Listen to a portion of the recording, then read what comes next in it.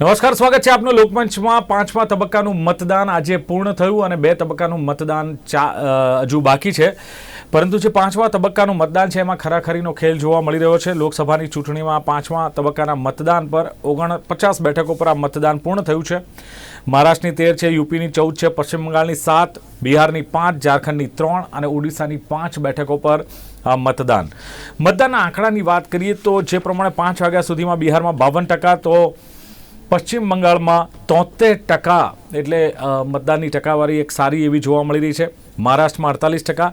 સાથે ઓવરઓલ જોઈએ તો હજુ ફાઇનલ આંકડા આવવાના બાકી છે, પરંતુ જ્યાં સુધી મતદાનનો સમય પૂરો થયો 57.35%નું એક પ્રાથમિક અનુમાન અત્યારે મળી રહ્યું છે, પણ ફાઇનલ આંકડો આવશે।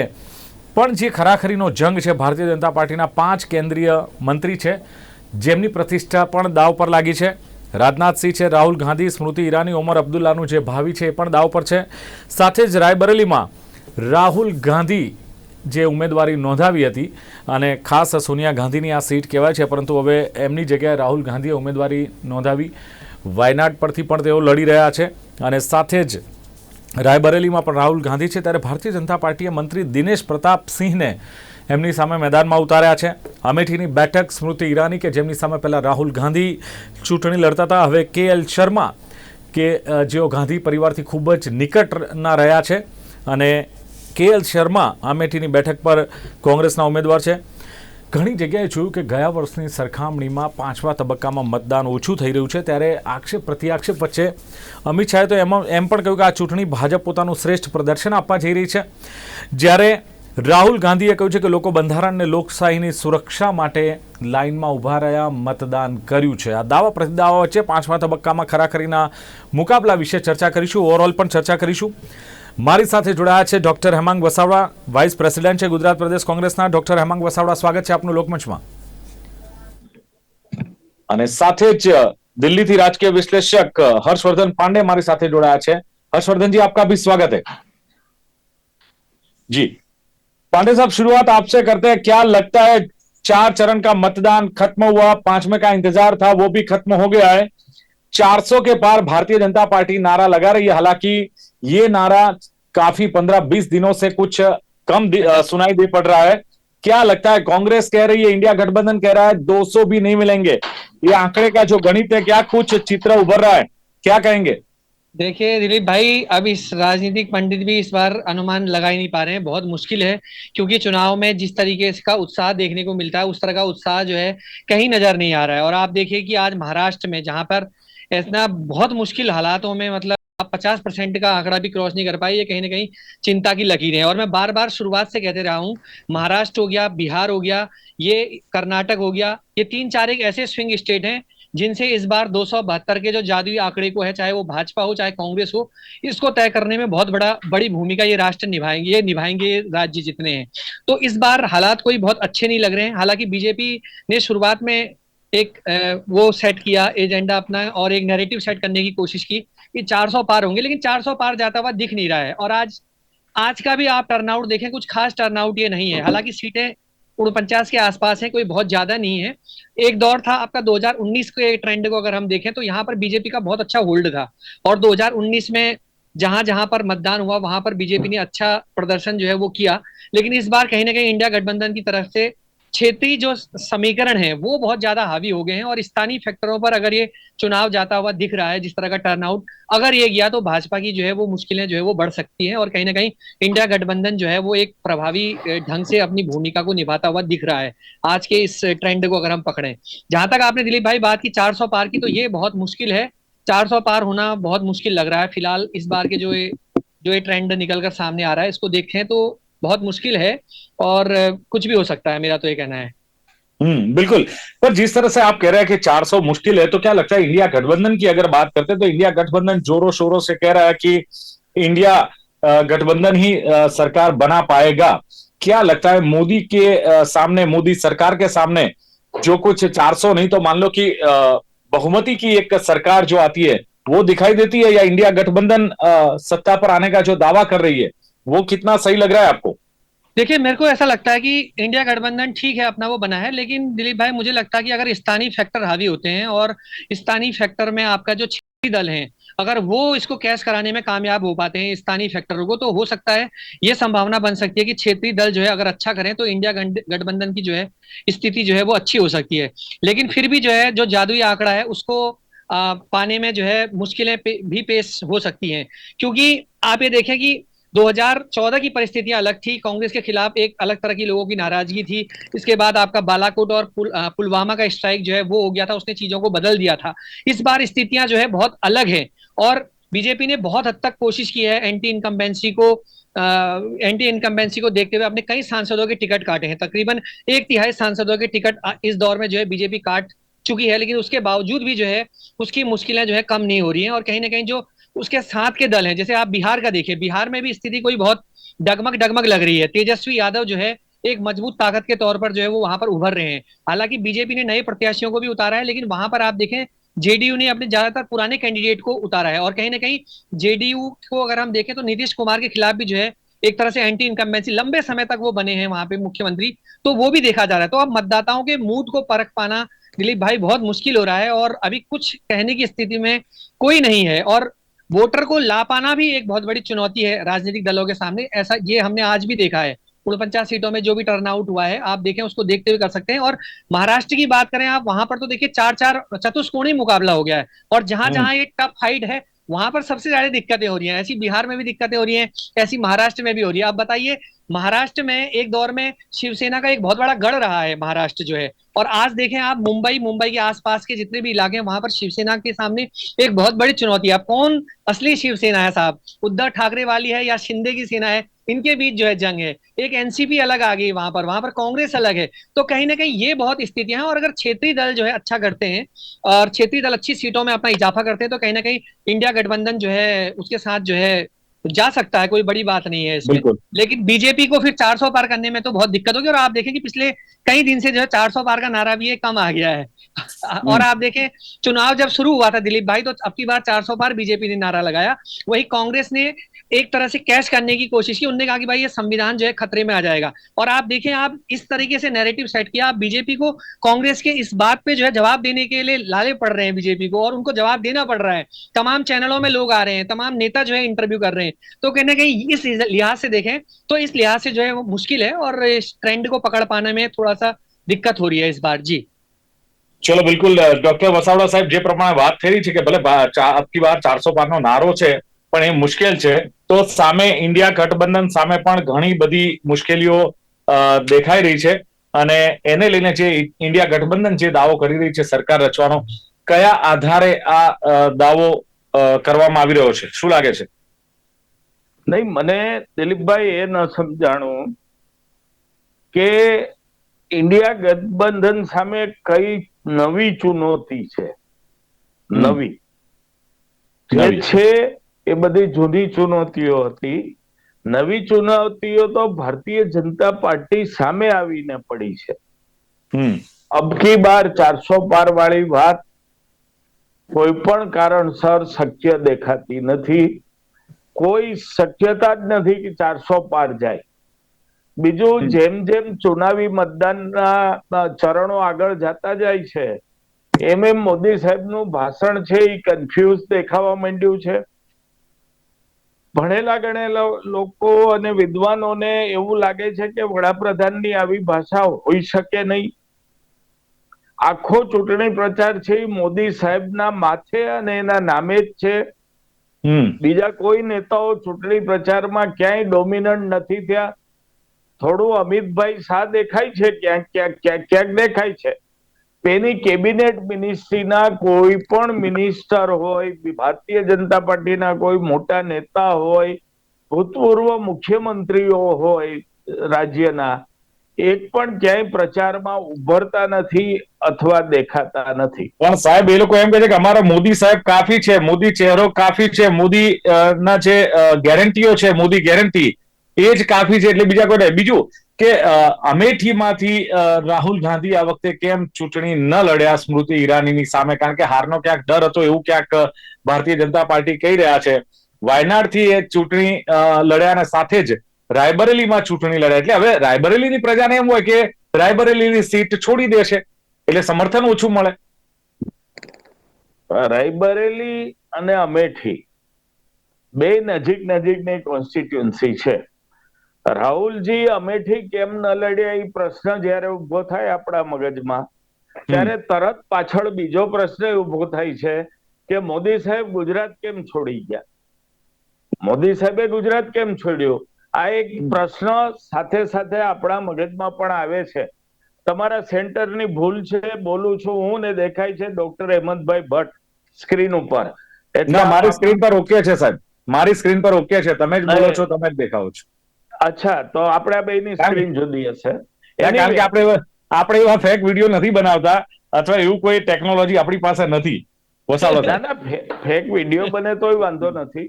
જી જી, કારણ કે દૂધનું દૂધ ને પાણી થતું જ હોય છે.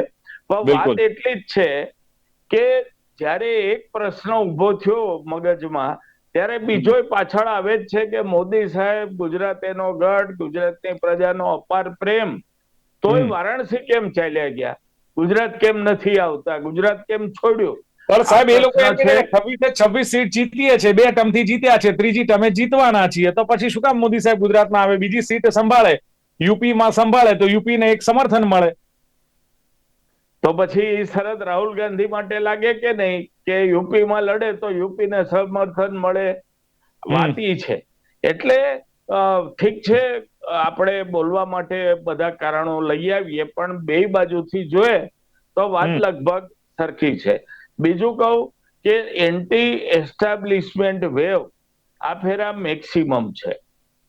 લોકો સરકારથી નારાજ છે, એમાં કોઈ શંકાને સ્થાન નથી. ભારતીય જનતા પાર્ટીની ટેકનિકથી ઘણા બધા રાજ્યો અત્યંત ખરાબ સ્થિતિમાં, જેમ કે મહારાષ્ટ્ર તમે જુઓ, જેમ કે બિહાર જુઓ, આ બધા રાજ્યો છે એ ખૂબ જ પ્રજાના મગજમાં ભારતીય જનતા પાર્ટીનું ચિત્ર ખૂબ જ વેવર થઈ ગયું છે. એમ લાગે છે કે આ લોકો સત્તા માટે કાંઈ પણ કરી શકે, એ બાબત લોકોના મગજમાં ઘૂસવા માંડી છે. ચોક્કસ જે રીતે શિવસેના સાચી કે ખોટી કોની એ એક પ્રશ્ન હતો, ઇલેક્શન કમિશન નક્કી નથી કરી શકતું. આ ઇલેક્શન કમિશન, આ પર્ટિક્યુલર અત્યારના ઇલેક્શન પ્રજા નક્કી કરશે. આપણે 4 જૂને જોઈએ કે કોની શિવસેનાને પ્રજા એન્ડોર્સ કરે છે, ઉદ્ધવ ઠાકરેની કે શિંદેની. એવી જ રીતે એનસીપી કોની થાય છે. ક્ષેત્રીય દળોની વાત થઈ, ખૂબ સરસ થઈ. ક્ષેત્રીય દળો ખૂબ જ મજબૂત સ્થિતિમાં દેખાય છે. જે રીતે અખિલેશભાઈ યાદવની અને તેજસ્વી યાદવની સભામાં લાખો લોકો ઉમટી પડે છે, એ રીતે જોતા ક્ષેત્રીય દળોની તાકાત આ ફેરા ઘણી દેખાય છે. અને એ જ તાકાત 400 કે પાર વાળો નાળો ફૂલવાઈ ગઈ છે. હવે તો 270 ની ચર્ચા કરતા થઈ ગયા છે. હમણાં હેમંતભાઈ 270 ની ચર્ચા કરશે. ના, હેમંતભાઈ તો મને લાગે છે કે इस बार 400 के पार એ જ ચર્ચા કરશે. પરંતુ હેમંતભાઈ, જે રાહુલ ગાંધી આ મતદાન પહેલા એક્સ પર જે પોસ્ટ મૂકીને એમાં અપીલ કરી છે, એક તો મતદાન કરવાની, 5મો તબક્કો છે, એમણે કહ્યું છે કે પ્રથમ 4માં જ સ્પષ્ટ થઈ ચુક્યું છે કે લોકો બંધારણ ને લોકશાહીની સુરક્ષા માટે લાઈનોમાં ઉભેલા નજરે પડી રહ્યા છે. બંધારણ જોખમમાં છે, લોકશાહીની સુરક્ષા કરવી જરૂરી છે. તમે બંધારણ ને લોકશાહી બંનેનું ક્યાંક કહેવાય કે જે જોખમમાં મૂક્યું છે એવો આક્ષેપ થઈ રહ્યો છે. દિલીપભાઈ, જેમણે સૌથી વધારે બંધારણનું ચીરહરણ કર્યું, તમે 91 વખત રાષ્ટ્રપતિ શાસન, જુદા જુદા વિરોધ પક્ષોની સરકારોને બરતરફ કરીને તમારા 38 વર્ષના નહેરુ ગાંધી પરિવારના શાસન દરમિયાન તમે સરકારોને બરતરફ કરી અને બંધારણનું ઉલ્લંઘન કર્યું. તમે અલ્હાબાદ હાઈકોર્ટનો ઇન્દિરા ગાંધીજીનો રાયબરેલીની ચૂંટણીના વિરુદ્ધનો ચુકાદો પલટાવીને તમે ઇન્દિરા ગાંધીજીની ચૂંટણીને બરકરાર રાખી અને પ્રાઇમ મિનિસ્ટરની સામે આવો કોઈ પણ કેસ ના થઈ શકે એવો બંધારણીય સુધારો કર્યો. સંસદની મુદત વધારીને 5 વર્ષથી વધારીને 6 વર્ષ કરી. તમે 100 વખત બંધારણીય સુધારાઓ કર્યા. પંડિત જવાહરલાલ નહેરુએ સૌથી પહેલો બંધારણીય સુધારો 1951 બંધારણમાં ફ્રીડમ ઓફ સ્પીચ ઉપર રેસ્ટ્રિક્શન મુક્ત બંધારણીય સુધારો કર્યો. જે જવાહરલાલ નહેરુજીએ મજરૂ સુલતાનપુરીને ખાલી એક આર્ટિકલ લખ્યો કે નહેરુની જે આખી કાર્યશૈલી છે હિટલરવાદી માનસિકતાની છે, એમાં 2 વર્ષ સુધી જેલ કરી. જે કિશોર કુમારે તમને કટોકટીમાં સપોર્ટ ના કર્યો, એના ગીતો તમે ઓલ ઇન્ડિયા રેડિયો ઉપર બંધ કરાવી દીધા. અને હમણાં જ તમે કર્ણાટકમાં એક પત્રકારે કોઈ એક ટ્વીટ સરકારની વિરુદ્ધમાં કર્યું, એમાં એની રાજદ્રોહના આરોપસર ધરપકડ થઈ. મને જેમ લાગે કે જે કોંગ્રેસના ચાવવાના અને દેખાડવાના જુદા દાંત છે, એ કોંગ્રેસ જયારે બંધારણ ખતરામાં છે એવું કહીને જયારે બંધારણ લઈને ફરે ને ત્યારે આટલા સૌથી સરસ વધારે મુદ્દા હાસ્યાસ્પદ છે લાગે. હેમંતભાઈ, માની લો કે કોંગ્રેસ તમારી પર આક્ષેપ કરે છે કે બંધારણ ખતરામાં છે, લોકશાહી ખતરામાં છે, તમારી પાસે આટલા બધા મુદ્દા છે, તો પછી એ મુદ્દા પર ચર્ચા કેમ નથી થતી? ને ચર્ચા થાય છે તો મંગલસૂત્રની ચર્ચા થાય છે, ભેંસો તમારી બે હશે તો એક લઈ લેવામાં આવશે એની પર ચર્ચા થાય છે, ભારત પાकिस्तान चर्चा થાય છે, पाकिस्तान इच्छता है कि शहजादा प्रधानमंत्री बने भारत का, આ ચર્ચા, હિન્દુ મુસ્લિમની ચર્ચા, મંદિર મસ્જિદની ચર્ચા, મુદ્દાઓ આવે છે હેમંતભાઈ. દિલીપભાઈ, ખરેખર તમે નરેન્દ્રભાઈનું આખું એ 45 મિનિટ કે 50 મિનિટનું કોઈ પણ સંભાષણ કોઈ પણ સભામાં હોય એ સાંભળો, અમિતભાઈની સભા સાંભળો. આમાં કમનસીબી શું છે કે જેમાં 10 વર્ષના શાસન દરમિયાન જે ઉપલબ્ધિઓ થઈ છે એની જે નરેન્દ્રભાઈ જયારે વાત કરે છે, અમિતભાઈ જયારે વાત કરે છે, દાખલા તરીકે એમ કહેતા હોય કે મુદ્રા યોજનામાં 43 કરોડ લોકોને અમે આર્થિક સહાય કરી, 25 કરોડ લોકોને ગરીબીમાંથી બહાર કાઢ્યા, અમે 13 કરોડ લોકોને પાણીના કનેક્શન આપ્યા, 11 કરોડ લોકોને શૌચાલય બાંધી આપ્યા. જયારે આવી બધી વાતો કરે છે ને, એ વાતો નેપથ્યમાં જતી રહે છે. અને કેમ જાય છે સાહેબ? કારણ કે વધારે કરે છે, વધારે ફોર્સથી પેલી વાતો આવે છે સાહેબ. લોકશાહીમાં દિલીપભાઈ, લોકશાહીમાં જયારે વિપક્ષ આક્ષેપ કરે ત્યારે એનો જવાબ આપવો એ પણ એક ફરજ છે પાર્ટી તરીકેની. ત્યારે જે જવાબ આપે છે ત્યારે સૌથી વધારે એ જ હાઇલાઇટ થાય છે. હવે જો કોંગ્રેસ પોતાના ચૂંટણી ઢંઢેરામાં, તમે કોંગ્રેસના ચૂંટણી ઢંઢેરાના 38મા પાના ઉપર જોઈ લો, લખે છે કે હવે સરકારી કોન્ટ્રાક્ટો અપાશે, એમાં પણ લઘુમતીને પહેલા પ્રેફરન્સ અપાશે ગવર્મેન્ટ કોન્ટ્રાક્ટમાં. અરે ભાઈ, ગવર્મેન્ટ કોન્ટ્રાક્ટમાં તમારે ક્વોલિટી જોવાની હોય, તમારે લોએસ્ટ બીડર જોવાનો હોય, કે તમારે કોઈ લઘુમતી છે કે બહુમતી છે એ જોવાનું. તમે એવું કહો કે આખા દેશમાં, રાહુલ ગાંધીનું એ સ્ટેટમેન્ટ તો ઓન રેકોર્ડ છે કે અમે આખા દેશના બધા જ પરિવારોની સંપત્તિનો એક્સરે કરીશું અને પછી નક્કી કરીશું કોની પાસે કેટલી સંપત્તિ છે, અને પછી जिसकी जितनी संख्या भारी उतनी उसकी हिस्सेदारी, એવું તો તમે જ કહો છો. ચલો, જાતિ આધારિત વસ્તી ગણતરી થવી જોઈએ. નરેન્દ્રભાઈ એને સામાન્ય લોકોની ભાષામાં જયારે નરેન્દ્રભાઈ સમજાવે કે જયારે તમારી પાસે સંપત્તિ છે, એ સંપત્તિમાં શું હોય, તમારા ઘરેણા પણ હોય, તમારા દાગીના પણ હોય, તમારું મંગળસૂત્ર પણ હોય. હવે લઈ જવાની વાત કરે ત્યારે આપણે મંગળસૂત્રને એક કોંગ્રેસ એસસી એસટી ઓબીસી ના હક લઈ લેવા માંગે છે, આવો પ્રચાર જોરશોરથી થઈ રહ્યો છે. કોંગ્રેસે કયા મેનિફેસ્ટોમાં કહ્યું છે? સૌથી વધારે તકલીફ એ છે એસસી એસટી ઓબીસી ના અધિકારો પર તરફ મારી હોય તો કોંગ્રેસે મારી છે. કોંગ્રેસે કર્ણાટકમાં આખા ઓબીસી લિસ્ટમાં આખા મુસ્લિમ સમુદાયને સામેલ કરી દીધો છે. આ એ જ કોંગ્રેસ છે જેને એસસી એસટી ઓબીસી ગુજરાતમાં જે અનામત મળે છે, હેમંતભાઈ, ગુજરાતમાં જે અનામત મળે છે એમાં મુસ્લિમ સમુદાય નથી. દિલીપભાઈ, દરેક મુસ્લિમ સમુદાયમાં કોણ છે એ ઓબીસી કમિશને નક્કી કરવાનું છે. Let the OBC commission. કર્ણાટકમાં તો, અરે દિલીપભાઈ, કર્ણાટકમાં તો કર્ણાટક સરકાર નક્કી કરીને એવું કહે છે કે આખો મુસ્લિમ સમુદાય અમારે ત્યાં પછાત છે, એને ઓબીસી કમિશનમાં એડ કરી દો. અને ઓબીસી કમિશને ઇન્ક્વાયરી કરી છે કે ભાઈ આ તમે કેવી રીતે કરી શકો. ચલો, ઓબીસી કમિશન કોઈ સર્વે કરતો અને આજે એક અડધી મિનિટ દિલીપભાઈ, શેર કર્યો છે કે અમે મુસ્લિમોને અમે અનામત આપીશું, મુલાયમસિંહ નહોતા આપી શક્યા. એ વિડીયો આજે નરેન્દ્રભાઈએ શેર કર્યો છે. કોંગ્રેસ પાસે શું જવાબ છે એનો? धर्मના આધારે તમારે क्या लगता है कि जिस तरह जो मुद्दे का चुनाव होना चाहिए, मुद्दे का चुनाव हो रहा है, या ये एक्सरे की बात जो हेमंत जी कर रहे हैं, या मंगलसूत्र है, बैस है, हिंदू मुस्लिम है, पाकिस्तान भारत पाकिस्तान की बातें ज्यादा हो रही है? क्या लगता है दिलीप भाई? जो मुद्दे हैं, कभी भारत में जो मुद्दे आधारित चुनाव तो कभी हुआ ही नहीं। अब आप देखिए, मेन मुद्दे जो हैं वो सब गायब हैं, इसके अलावा सारे मुद्दे आते जा रहे हैं और हर चरण में जो है नैरेटिव जो है लगातार बदलते जा रहे हैं। सब चीज करके देख लिया है, होना कुछ नहीं है, ऐसी चलती रहेगी सियासत, चाहे पक्ष हो चाहे विपक्ष हो। तो फिलहाल स्थिति कुछ इसी तरह की नजर आ रही है। आप देखिए कि मतलब जिन मुद्दों पे चुनाव होना चाहिए वो मुद्दे उठ ही नहीं पा रहे हैं। और आप देखिए कि इस बार के चुनाव में जो मुझे लगता है कि स्थानीय स्तर पर अगर फैक्टर हावी हो गए, क्योंकि राष्ट्रीय स्तर पर तो अब वही जो पुराने मुद्दे हैं उन पे तो कुछ जा नहीं रहा। राम मंदिर को मुद्दा बनाने की बहुत सारी कोशिशें हो गई, आज अवध के एरिया में थोड़ा बहुत ये काम कर जाए तो कर जाए, लेकिन कहीं ना कहीं पूरे देश के अंदर आप देखें ये कोई मुद्दा ही नहीं है। बीजेपी ने इसको बनाने का बहुत बड़ी कोशिश की, कार्यकर्ताओं को एकजुट करने का वो किया, लेकिन ये असर नहीं डाल पा रहा है। और आप ये देखिए कि कांग्रेस ने जो संविधान खतरे में है, दूसरा आरक्षण खत्म हो जाएगा, ये गांव तक की जो कंस्टिट्यूएंसी है वहां तक ये हिट हो रहा है पूरा। अब देखिए कि लोकतंत्र में जनता भगवान है, मतदाता के का हर कोई सम्मान करता है, हम भी करते हैं, लेकिन जनता से बड़ी ताकत कोई नहीं है लोकशाही के अंतर्गत। और वो क्या फैसला देगी इस पर देखने वाली बात होगी, क्या ये मुद्दों पे आधारित होगा या वो एक अपना एक माइंडसेट बना चुकी है कि उसको क्या करना है, किसको वोट करना है, ये तो 4 तारीख को पता लगेगा। लेकिन जो मेन मुद्दे हैं उससे इतर सारे मुद्दे पक्ष विपक्ष की तरफ से उठाए जा रहे हैं, जो कि अनायास बेवजह उठा रहे हैं। जी ઠીક છે। હવે હેમંતભાઈ, તમે હિન્દુ મુસ્લિમના મુદ્દાની વાત કરો છો ને, તો આસામના સીએમ હિમંત બિસ્વા શું કહે છે કે મુલ્લાઓને બનાવતી દુકાનો બંધ કરી દઈશું, એ મદ્રેસા તરફ ઇશારો કરે છે, અને મુલ્લાઓને બનાવતી દુકાનો બંધ કરીશું। જો 400 સીટ જનતા આપે છે તો આ હિન્દુઓનું ભારત છે, નવું ભારત છે, આવી સ્પષ્ટ વાતો કરે છે। પછી તમે એમ કહો છો કે હિન્દુ મુસ્લિમની રાજનીતિ નથી કરતું ભારતીય જનતા પાર્ટી। દિલીપભાઈ, હેમંત બિસ્વા શર્મા રાષ્ટ્રીયતાની વાત કરે છે કે મદરસાઓના શિક્ષણમાં તમારે મુસ્લિમ વિદ્યાર્થીઓને સાયન્સ અને ટેકનોલોજી નથી ભણાવવા?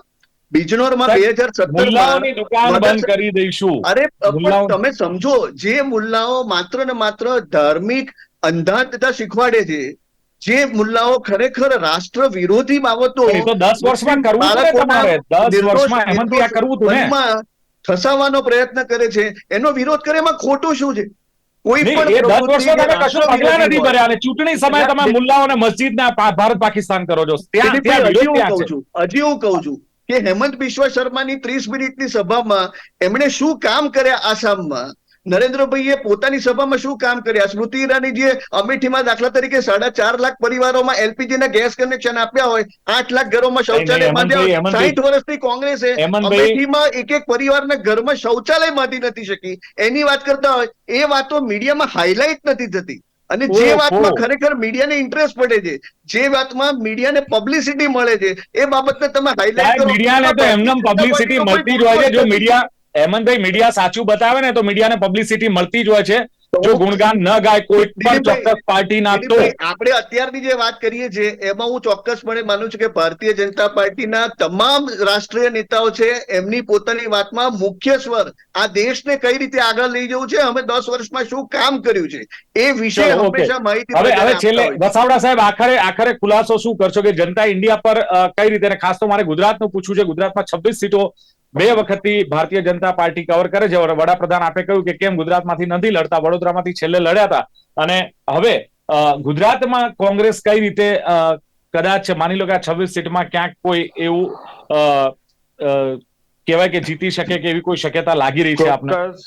ગુજરાતમાં આ ફેરા 26-0 નથી થતું। અચ્છા, ચોક્કસ 26-0 નથી થતું। રાજસ્થાનમાં 25-0 નથી થતું। 2 સ્ટેટમાં બીજેપી ચોક્કસ પાછી ખસવાની છે। હેમંતભાઈએ કામની ઘણી બધી વાત કરી, પણ મોદી સાહેબ ક્યાંય કામ વિશે બોલતા નથી, એટલે મને એમ છે કે હેમંતભાઈને મોદી સાહેબ સાંભળે તો કામની કંઈક વાત કરે। એનડીએ ના કોઈ પણ એજન્ડા સફળ નથી થયા। સંડાસની વાત ને ગેસની વાત ને બધી વાત કરી, પણ 500 રૂપિયાનો ગેસ 1100 ગયો છે એ લોકોને ખબર છે। 4 લાખ લોકોને ખબર છે જેને સ્મૃતિબેને કનેક્શન અપાવ્યા એને, કે 623 માં મળે છે, 1100 માં મળ્યો છે। સંડાસ 11 કરોડ બનાવ્યા। હવે એમણે એવું કીધું કે 60 કરોડ લોકોને લોન મુદ્રામાં લોન આપી। હવે એક કુટુંબમાં 4 જ જણા ગણો તો 43 કરોડ લોકોને થઈ। 60 કરોડ તમે જ બોલ્યા છો, 43 કરોડ તમારી સાંભળવામાં ભૂલ છે। 60 બોલ્યા અમિતભાઈ, 43 કરોડ 42 કરોડ બોલ્યો। ચાલો 60 કરોડ બોલું જ નહીં ને, મને ખબર છે, ફરીથી એને રિવાઇન્ડ કરીને બતાડી દો। 4 જણા હોય તો 42 ગુણ્યા 4 એટલે 168 કરોડ લોકોને લોન મળી। 168 કરોડ તો આ દેશની વસ્તી, 168 કરોડ ને ના હોય, 43 કરોડ ના 43 કરોડ પરિવારોને હોય, અને એ લોકો 1-2 જણાને રોજગારી આપે, એટલે તો ભારતીય જનતા પાર્ટી એમ કહે છે કે અમે જે રોજગારી આપી છે એવી રોજગારી હવે તમે 42 કરોડ પરિવાર ઉપર આવ્યા, પેલા 42 કરોડ લોકોનું કીધું, 43 કરોડ કોને આપી છે? મારી આસપાસ રહેલા 10 લાખ લોકોમાંથી કોઈને મુદ્રાની લોન મળી નથી, આ મને ખબર છે. કોઈ કારણ કે નવયુવાનને સ્ટાર્ટઅપની લોન આપણે મળી ઓન ગ્રાઉન્ડ નથી. ગયા જ નથી. નહીં, અમે તો ઓન ગ્રાઉન્ડ જ છીએ. હું તમને બતાડું, તમે આવજો મારા ખાડિયામાં, હું તમને 25 યુવાનો બતાડું જેમણે મુદ્રા મળી જશે. વિશ્વકર્મા યોજનામાં હેમંતભાઈ, લોનો લીધેલી છે. ભારતીય જનતા પાર્ટીનો ગઢ છે, ખાડિયામાં કદાચ મળ્યું હોય એવું બને, અને વસાવડા સાહેબ કે છે એમ એમના વિસ્તારમાં ન મળ્યું હોય એવું પણ બને. પણ એનીવે સવાલ એ છે કે જે ઉત્સાહ લોકોને જોવા મળવો જોઈએ, ઉત્સાહ ક્યાંક ઓછો જોવા મળી રહ્યો છે. જે 5 તબક્કાનું મતદાન થયું છે, પણ એમાં દાવા પ્રતિદાવા અને આક્ષેપ પ્રતિ આક્ષેપ વચ્ચે બંને જે ગઠબંધન છે, એનડીએ અને ઇન્ડિયા, બંને દાવા કરી રહ્યા છે કે 4 મતદાન 4 તબક્કામાં થયું. એમાં જ ચિત્ર સ્પષ્ટ થઈ ગયું છે કે ઇન્ડિયાની સરકાર બને છે. ત્યારે બીજી બાજુ એમ કે છે કે ભારતીય જનતા પાર્ટીની સરકાર બને છે. હજુ 2 તબક્કાનું મતદાન બાકી છે, અને 2 તબક્કાના મતદાનમાં પણ ઘણી બધી સીટો અને ઘણી બધી એવી બાબતો છે કે જેને લઈને પણ 4 જૂનના રોજ પરિણામ પર એની અસર પણ જોવા મળશે. આવનારો સમય બતાવશે. અત્યારે ચર્ચાનું સમાપન કરીએ છીએ. ડોક્ટર હેમાંગ વસાવડા, ડોક્ટર હેમંત ભટ્ટ અને હર્ષવર્ધન પાંડે, ત્રણે જોડા ખૂબ ખૂબ આભાર. Thank you. નમસ્કાર. તો દર્શક મિત્રો, લોકમંચ કાર્યક્રમમાં હતી 5મા તબક્કાના ખરાખરીના મુકાબલાની ચર્ચા. ફરી મળીશું એક નવી ચર્ચા સાથે. આપ જોતા રહો ગુજરાત ન્યૂઝ. નમસ્કાર.